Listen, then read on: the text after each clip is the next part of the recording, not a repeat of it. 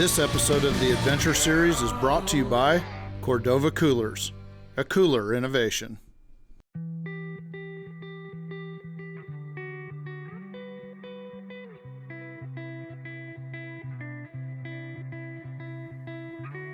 Another week and a long hunting season is about to begin. It's late October, and I'm driving over the mountain to the airport, where I will catch a flight to Minneapolis, Minnesota, then another flight to Toronto, and finally, a 3-hour flight to St. John's, a small community on the southern end of the small island of Newfoundland, located off the eastern coast of Canada. From the airport, we drove 3 hours north, across the scenic landscape of the island, known as The Rock, to the small town of Clarenville. And while my travels began 2 days before, this is where our adventure truly begins. This week, we're on a special journey, one to fulfill a quest that started 3 years earlier in Alaska, when I took the first of 5 caribou species found in North America as recognized by the Boone and Crockett Club. First, it was the Alaskan barren ground caribou, then the Central Canadian barren ground caribou of Nunavut, and last year, the mountain caribou in British Columbia. Just 2 months earlier, I'd shot a Quebec Labrador caribou in the Leaf River area. And now, the only caribou species left to take with my CVA muzzleloader, the same gun I used on all of the previous hunts, was the Woodland Caribou subspecies, found only in Newfoundland. The Woodland Caribou have a unique and amazing story, and I was eager to tell it through the eyes of a hunter, as a conservationist, and share their story with you. So this is how I find myself, standing with longtime guide Wayne Holloway in the pre-dawn light the following morning, watching the doors slide open to the helicopter hangar and anticipating the adventure that was about to begin.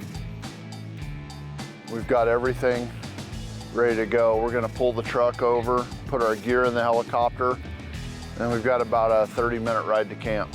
Now this is the way to go. I'll tell you, we can fly through a lot of bad weather with a helicopter that you can't access in an airplane, and with the clouds and rain and some of the conditions that we're gonna face today, helicopter's probably the only way we're getting there. So we're gonna get the truck, get everything moved over and loaded.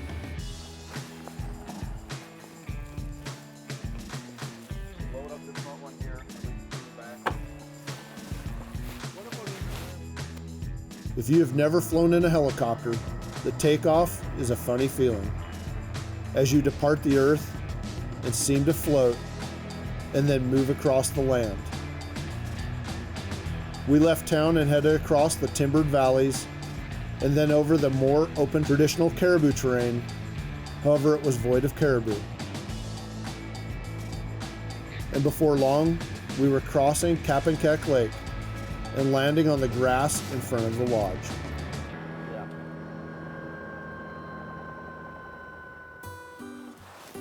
Things took off quickly at this point. Oh man, you guys off to the races. Since Newfoundland doesn't have a fly and shoot restriction, it was decided that we would take advantage of decent weather conditions and the helicopter being in camp to head out for a hunt the rest of the day. So we packed all of our gear up into the lodge, did our license and tag paperwork so that we were legal to go into the field.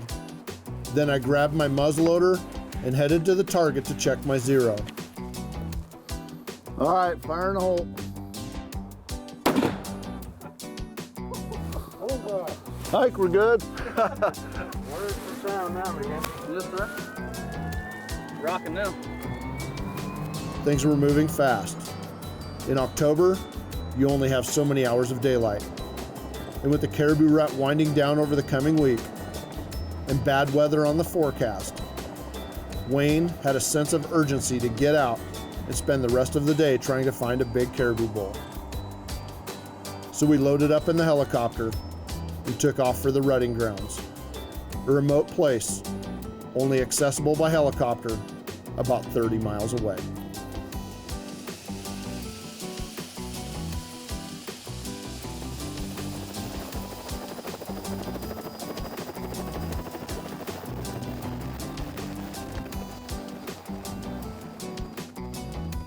Hey, we're on the land now. We're on the land. Rather than ride around in a limited space helicopter all suited up, it was easier to get suited here.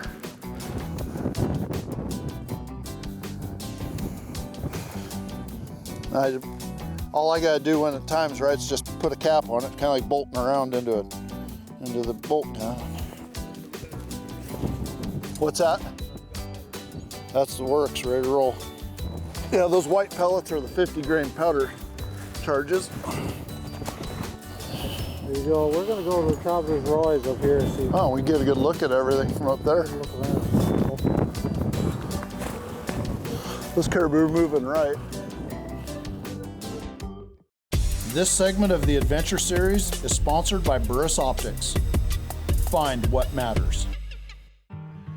At this point, we've flown a helicopter into the backcountry lodge, filled out my license and tag paperwork, checked the zero on my CVA muzzleloader, and now we're flying out to the rutting grounds, an area where hundreds of caribou have gathered on a large area for the breeding season before moving on to the winter range. As we approached the area, we spotted several groups of caribou. As the rules of fair chase dictate, we did not spot or pursue any specific animal from the air. We just flew to a general area in the middle of the rutting grounds and landed. From here, we would be on foot, left to hike, glass, and find the best caribou we could. As soon as the helicopter took off, I pulled out my jacket and binoculars, got suited up, loaded my muzzleloader, and we headed off toward the river. I had no idea how much hiking we would do that day, but I knew that Wayne Holloway was no ordinary 70-year-old. This guy could walk. We just climbed up here on this hill. Got caribou on and off in groups as far as we can see.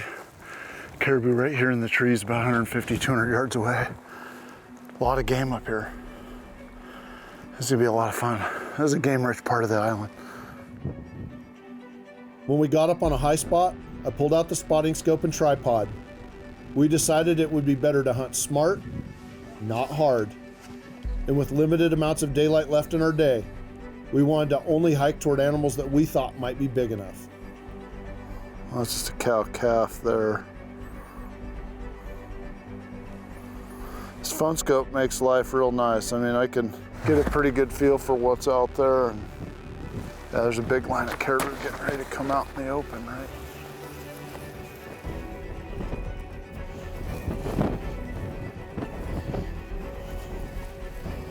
One bull we thought had promise was with his harem of cows down along a meadow. We hiked down there, and sure enough, he was a good, mature bull.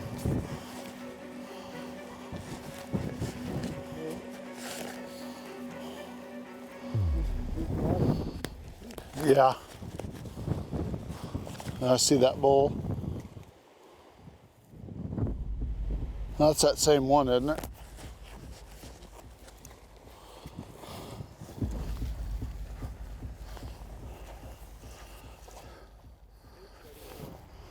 That was a pretty good bull. We've been watching him for about the last 45 minutes, see if there's anything else around. He's a nice bull, but he's not what I'm looking for, especially on the first day. I'm gonna catch up to Wayne. We're gonna go over the next hill. We see some more caribou.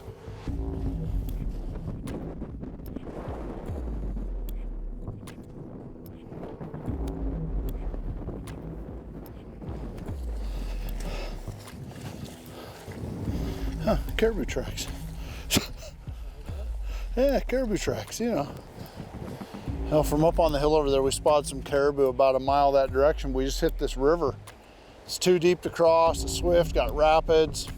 It's rained for like 3 days straight, so the water's a lot higher than it normally is. We're working our way upriver here. We're gonna see if we can't find a beaver dam or get lucky and find a narrow spot with a couple of big rocks. I don't know, we'll do our best, but we may have hit a natural barrier that we can't get across. You go to wade it, you better have strong ankles. Yeah. One wrong step in there. Oh yeah. We're not going to cross that river anywhere that I see. No. I'm not sure what shape it takes further down, whether it swings to the right, but I doubt it. It probably swings to the left of anything. Huh. So our group of caribou were cut off from it. So we got to find another one. You think we gotta go that way? Yeah. As we worked our way toward the high ground that Wayne wanted to glass from, we came across several trees that the bull caribou had raked. Little tamarack that a bull rubbed down to next to nothing. Even broke it off. That's probably a pretty good bull, and if we can find him, we'll be doing pretty good. So Wayne's up here glassing the big meadows below this hill. We're gonna head up there and hook up with him. Hopefully we'll find a bull. We're working our way to some high ground about a mile from here. Their behavior was really starting to resemble that of an elk. They even had harems and stayed in small herds, not like other caribou species that run in vast groups on the Arctic tundra.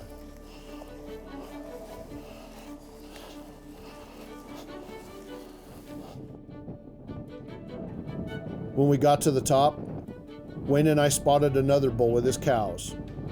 And once again, he was not a trophy bull, but his amazing white cape and hide was stunning to see up close. And we witnessed his rutting behavior, his grunts and lip curls. This bull now reminded me of a bighorn sheep. The woodland caribou were giving us a show, and I was loving every minute of it. And as the helicopter approached, I was already looking forward to the next day when we would fly out to resume our caribou hunt.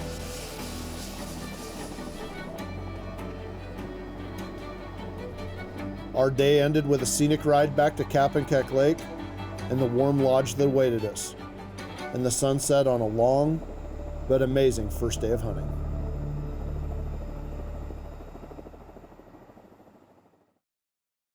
This segment of the Adventure Series is sponsored by Bergara Rifles. Our barrels make the difference. The woodland caribou has an interesting story. They've gone from being one of the most dismissed caribou species that many moose hunters used to shoot just because they were in Newfoundland on a moose hunt, to one of the most sought after and desired caribou species in North America. The woodland caribou in Newfoundland, an island, at one time numbered over 100,000 animals, and then they began an incredibly steep decline in population. People speculated that predators like black bears and coyotes were taking a massive toll on the caribou calves. So to find out exactly what was happening with the woodland caribou, the Canadian government contracted Shane Mahoney, a noted outdoor writer, conservationist, wildlife biologist, and researcher, to do a comprehensive study on the woodland caribou and find out what was happening. The woodland caribou on the island of Newfoundland certainly reached a peak of 100,000 animals, and probably was slightly more. While we had an intensive program of census for these populations that went on for many decades, we didn't count every herd every year, and some of the smaller fragmented populations we never did actually count. So a minimum of 100,000 animals the population reached. The best last known estimate for the population in 2013, 2012 was about 30,000 animals on the island. Still, not a ridiculously small population of a wild animal of that size for an island, but certainly a 70% reduction at least in what the peak numbers had been, and it could well be lower now. What we've really come to understand about what drives these caribou populations and these rises and declines is that ultimately these high numbers of animals deplete the food resources of the animals themselves. And in these systems, and with particular reference to caribou as a species, the most critical kind of forage are lichens. Lichens grow very slowly. It takes a long time for them to recover from overharvest and depletion. So the scenario that we come to understand is as these caribou populations rise in large numbers, they deplete the quality and ultimately then the quantity of their own food resources. This begins to set in motion a syndrome in the population where females in poorer condition give birth to calves that are in underweight and also in poorer condition, that then become especially vulnerable to all kinds of mortality factors, including weather, but also predators. And so the relative impact of predation then begins to increase because there are cohorts, groups of calves born over a series of years that are much more highly vulnerable. As the numbers of calves that survive coming into the population falls dramatically, and as the standing population of adults ages over time and eventually dies off, this leads to eventually a cataclysmic process where suddenly there is a very, very dramatic decline in the population from the death of adults and the lack of recruitment into the population. We are in a position, I think, to say that these long-term cycles that involve predators, yes, and involve food, involve weather, and involve, in some cases, potentially climate change now, they are essentially driven by the food supply. You know, societies and governments have to decide whether or not they want these kinds of long-term cycles in caribou. There is an argument to be made that these are the natural cycles, and those cycles have been performing for millennia, and that maybe the best thing to do is to allow the cycle to play itself out and try to draw as much benefit from those populations as they're going through their cycles as is possible, which is kind of what we have done over time. If we're looking at the benefits to human beings, one could probably argue it is better to keep them in these mid-range populations, allow the very long-term harvest of them, which would be sustainable over time. However, even then, one might want to look at the economics of that. Is it better over a long period of time to have these more modest long-term harvests? Or is there potentially as much benefit from allowing the populations to rise very high and have really high harvests, for example, for certain periods of time? I do think that what we now have, which we never had before, is insights as to exactly what drives these long-term cycles. And with that knowledge, we do have the capacity to imagine and devise interventions that could lead us to different outcomes. And that, of course, is what science contributes to the world. But the decision as to whether we use it and how we use it, that is a political and a social and a cultural decision. So as I go into the field each day, I know what a privilege it is to hunt woodland caribou. I know that their future may go the path of the Quebec Labrador species and continue further decline or rebound to stable populations. But because I don't know, I'm going to cherish every moment that I'm in the field, and I'm going to live it as if it was the last day that I may ever be able to hunt woodland caribou again. This segment of the Adventure Series is brought to you by Cordova Coolers, a cooler innovation. We decided this morning, because it's going to be really still and cold, clear skies to start the day, that we would go moose hunting over off the main lake rather than go out to caribou range again. They've been seeing a number of big bulls up on this ridge. Hopefully we're able to get on some of them, but we're launching the boats, getting everything ready, and we're going to go in silent. It's going to be a sneak and go game, work our way in. Hopefully we can find a big bull. They're pretty excited about it being an ideal moose day, and when the guides get excited, I tend to get excited. So. When I booked this hunt, I knew that there was a good chance that I would either tag out on a caribou bull early or have days where we couldn't hunt caribou at all. So I bought a moose tag and a black bear tag. The area surrounding Kapankek Lake is well-known moose country, and there are black bears throughout the island. And there was no way that I was going without buying the extra tags. The ride up the lake was smooth, and a short time later, we were pulling into shore. Wayne had me leave my pack. He said to go light. It was crisp and cold, and Wayne warned me that any little sound would carry a long way and likely spook the moose. So we went up the hill, slowly following the rain-flooded trail as quietly as possible. We're sneaking up this ridge. There's been moose up on top. This is the opening up here. Opens up, the moose are up here feeding this morning. We just gotta find them.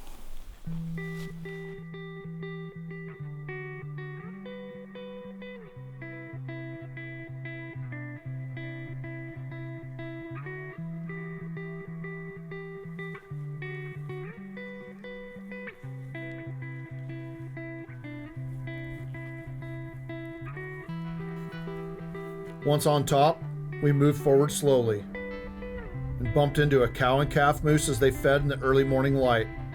From there, we continued moving along slowly, through the timber, and then up onto the boggy flat to see if any caribou were still up there, stragglers far behind the others that had long since headed to the rutting grounds, or possibly catch a moose feeding along the edges of the timber. The weather was perfect. The sun's warmth took the edge off the crisp morning, and I followed Wayne as we slowly moved across the top and then back down into the timber, never moving quickly. Wayne had seen a lot of moose here during the past season, and his experience told him that we could see a big bull at any second. As we dropped back down into the timber and still hunted our way back to the lake, Wayne was convinced that we would find a big bull on that ridge, so the plan was to return that afternoon for the evening hunt. We're gonna go back up the direction we were this morning. We'll go for a little walk, see if we can't find some moose on feed. It's a good day, real nice weather, excellent conditions.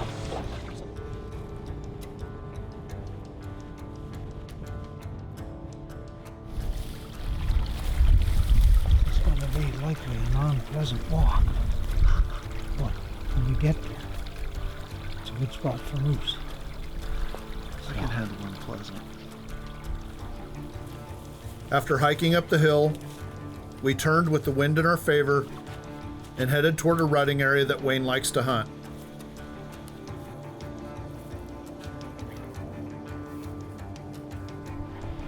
There's a big open ridge up here, just like we were in this morning. Got a crest up here. It was late October, and while the peak of the rut was long since past, they have called in moose as late as November, so I was hopeful that we would lure in a bull looking for one last cow. You need to settle down and stay under.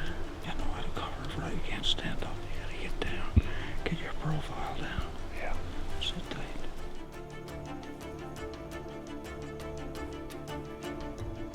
Wayne had me move up and get set up overlooking an open timber area. He moved back down the ridge and started calling. As the sun started to set, the golden hour of hunting was upon us, and I was ready.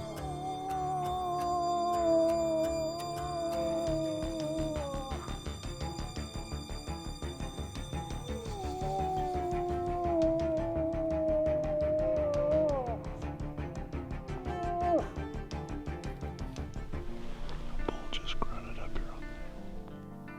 We had heard a bull grunt and a distant cow calling. So with light starting to fade, I contributed to the calling in one last-ditch effort to lure what I hoped was a big bull into the open. Without seeing a moose, we retreated to the lake, jumped in the boat, and headed back to the lodge. We had heard the bull, knew he was there, somewhere.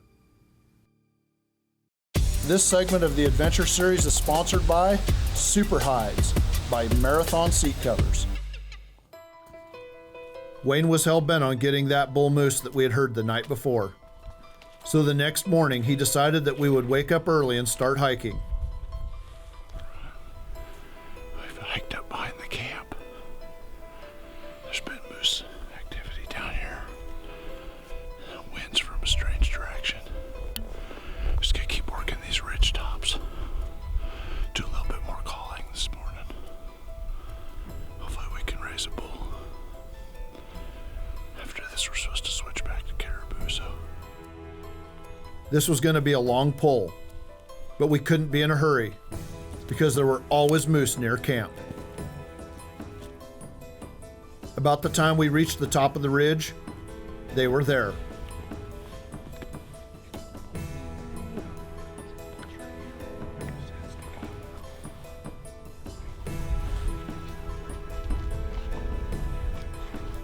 A small bull and a cow, but as quickly as we saw them, they disappeared.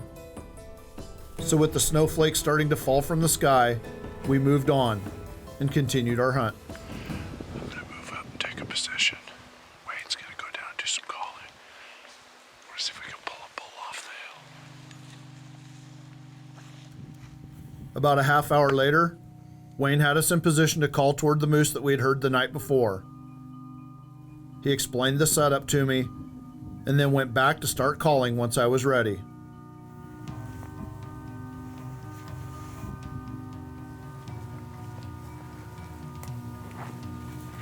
Again, the setup didn't produce any action, so we moved on. A long hike to another spot Wayne had a long history of finding bulls.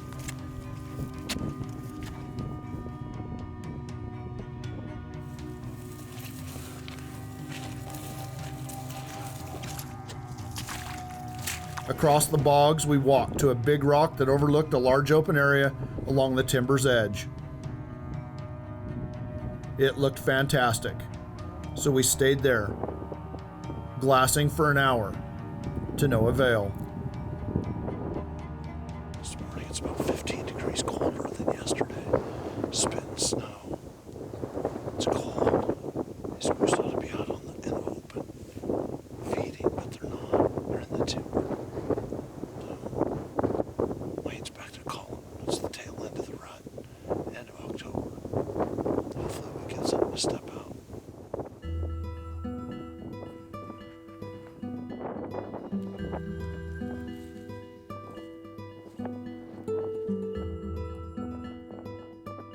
No, we're gonna move down, get out of the wind, move into the timber, do some more calling down ways, keep working into the wind. So we packed up and headed down into the timber, back toward the lake, to another spot Wayne likes to sit. We were hitting all of his honey holes today. But the moose are avoiding us. Their sign is everywhere, and I always feel like it could happen at any moment. As the morning turned to noon, we still hunted our way back down to the lake. We ended up about 5 miles from camp. A quick radio call, and Wayne had guide Paul Langdon on his way up in a skiff to pick us up.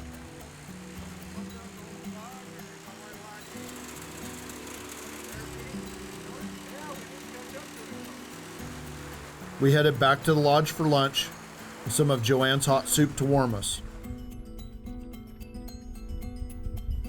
But in just a few hours, we were loading back up in the boat for another run up the lake to continue our moose hunt.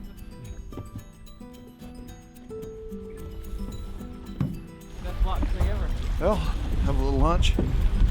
Go back up where we were last night for the evening. That was a good morning. Cold, but good.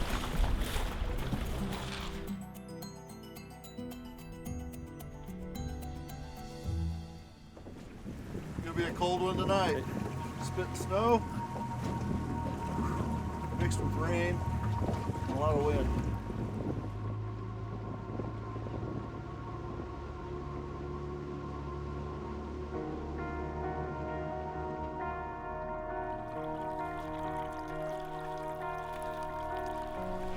Move up top, get the wind in our face, go right down into where we saw the moose this morning and heard the bulls last night. That direction.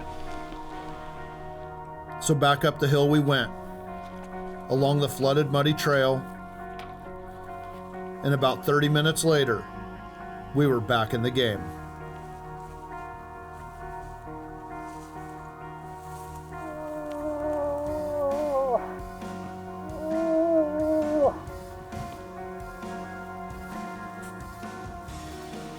After 2 hours of calling, still hunting, and working the ridgetop,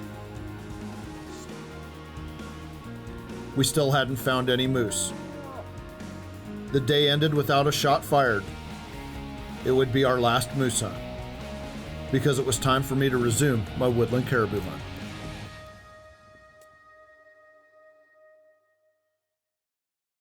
This segment is sponsored by Caldwell Shooting Supplies. Innovation defined, accuracy anywhere. The next morning it was cold. A bit of snow had fallen overnight, but not enough to last. We had to get ready early. The helicopter was inbound, and it was time to get out and spend a full day on the rutting grounds.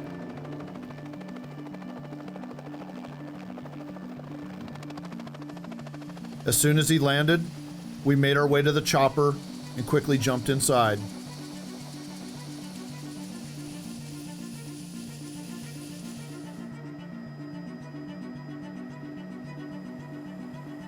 The short flight to the hunting area took only 20 minutes. For the first time all season, I felt like there was no pressure. I knew that we would see caribou and have chances to take a bull, but I didn't feel rushed. In fact, as we hiked off the hill toward the caribou herds, I had a sense of imminent success. From the minute we landed, there were caribou everywhere. Wayne picked a direction and we started off. The plan was to hike across the rutting grounds, glassing as many herds of caribou as we could find and checking out the herd bulls. We even saw a collared cow, undoubtedly one from Shane Mahoney's study in a herd that had a good bull, but not a great bull.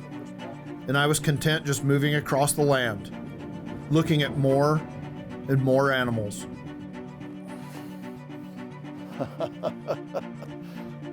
Nothing quite like getting close to wildlife, is there? After looking at a few hundred caribou and some magnificent stags, we finally spotted a bull laying down on a hilltop, back in some timber, all by himself. We just glassed up a bull over here. He's laying on the hill about 500 yards away from us, laying down with sound asleep. And looks like he's got a lot of potential. So we're running out of daylight here. We're gonna go ahead and make a move down around the lake, get a closer look at him. I haven't swore that I'm gonna put a bullet in him yet, but he sure is looking good. He's the best bull we've looked at today.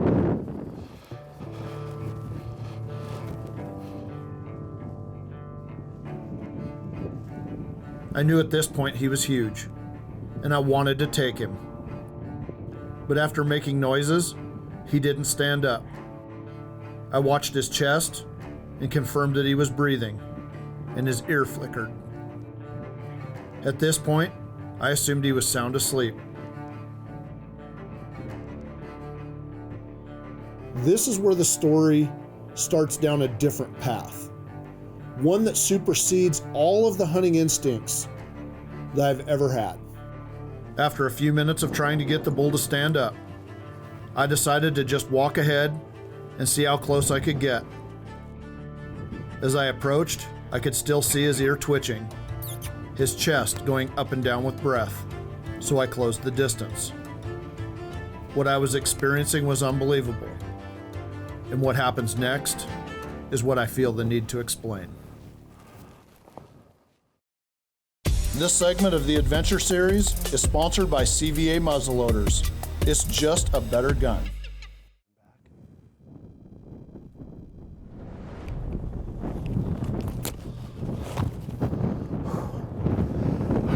We're making time around the pond here. We gotta circle all the way around. He's right up on top of the hill, laying down the brush. This bull was sound asleep, or so I thought. It's go time. That's what we've been waiting for.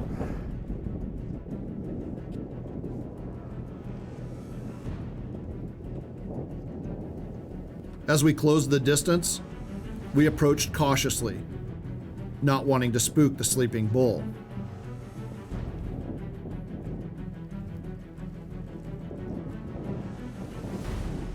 Once I was within 30 yards, I could tell he was massive, a so-called shooter by anyone's standards.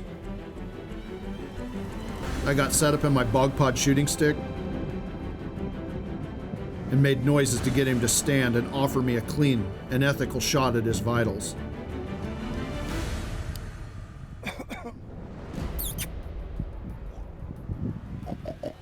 But he didn't rise. My instincts told me that something was wrong, so I decided to approach even closer. I could tell that he was alive, his chest rising and falling with breath, and the twitching of his ear.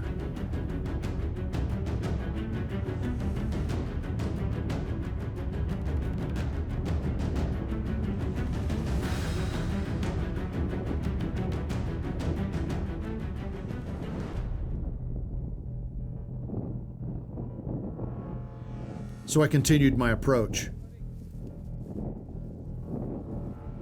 Closer and closer.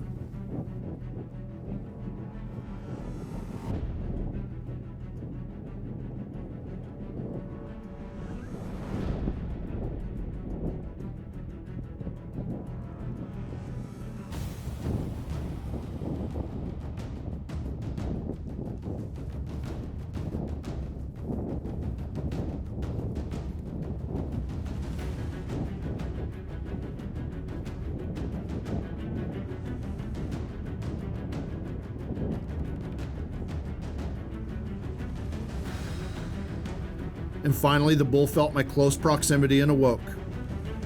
And as he stood, I could see the reason for his sleep. He had a broken leg and puncture wounds on his side from fighting, and he was thin and very old. I had 2 seconds to understand what I was seeing and make a decision that I would have to live with forever.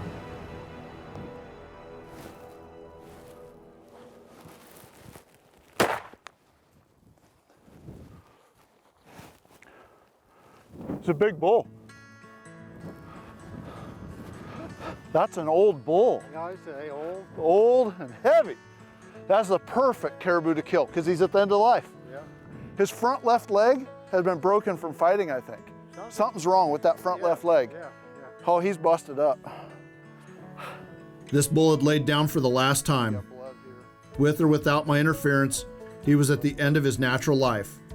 And as I reflected on what had just happened, I realized that it would have been irresponsible of me not to shoot this bull, because to have let this old bull hobble off and die, only to go on and hunt another, younger and healthier bull, would have been, in my opinion, the same as killing 2 caribou. 5 caribou, 1 gun.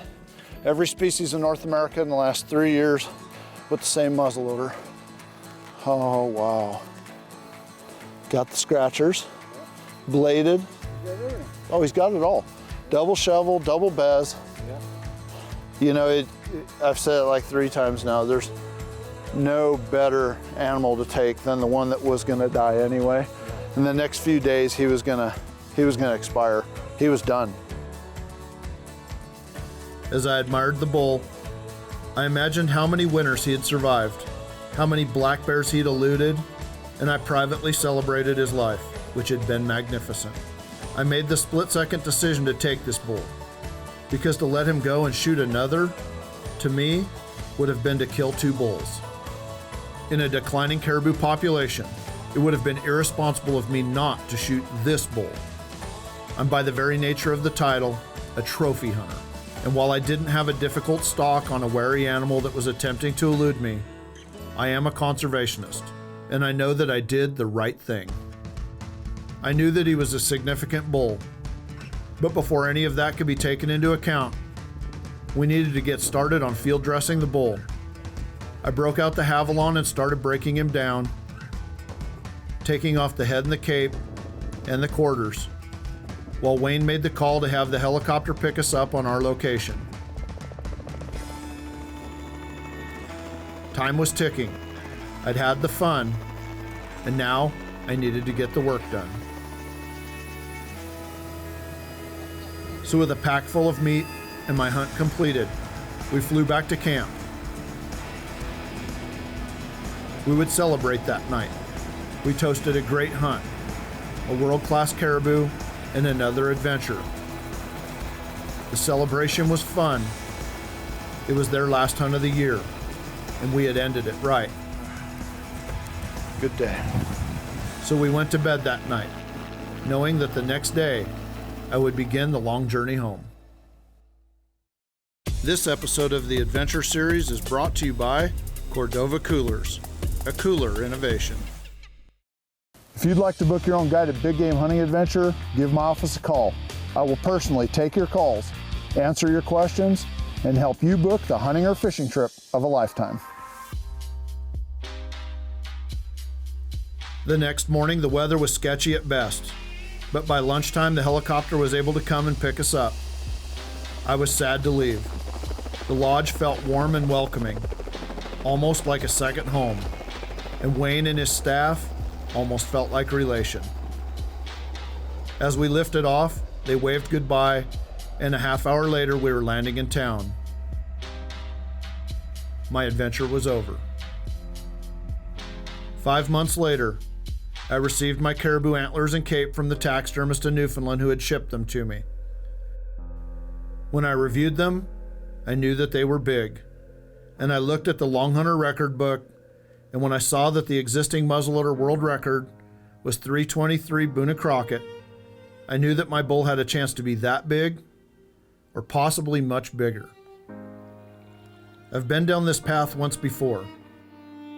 In 2012, I was so fortunate as to take a once-in-a-lifetime grizzly bear in coastal British Columbia, also using my CVA muzzleloader. And when we officially measured his skull, it broke the existing longhunter muzzleloader world record by a whopping 3 inches.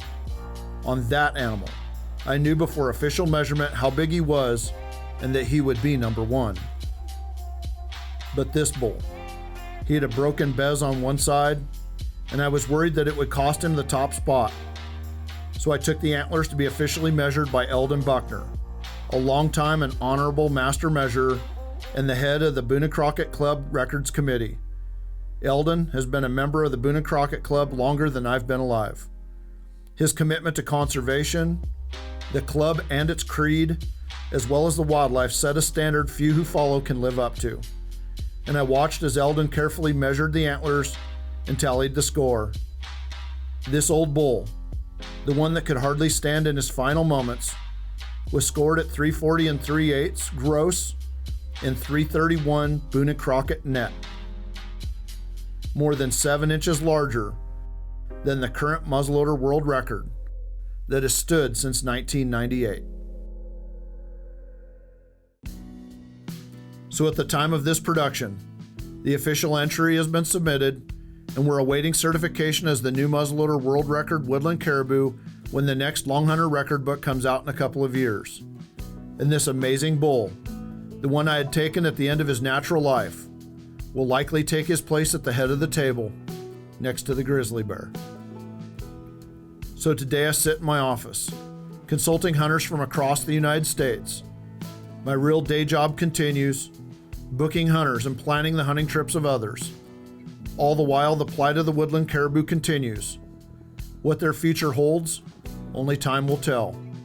Until then, we have a limited number of tags available each year to hunt the caribou on Middle Ridge, so that other hunters can experience what you just watched on today's show. I can tell you, it's an experience I hope that everyone can enjoy someday. In the battlefields, in the graveyards of Europe, where the fallen of the Newfoundland regiments lie, on every single headstone is carved the image of a mature male caribou from the island of Newfoundland. It is one of the most touching things imaginable for a Newfoundlander to visit there and to see it. So these woodland caribou of the island of Newfoundland are simply a dream to be a part of. Amazing, amazing thing.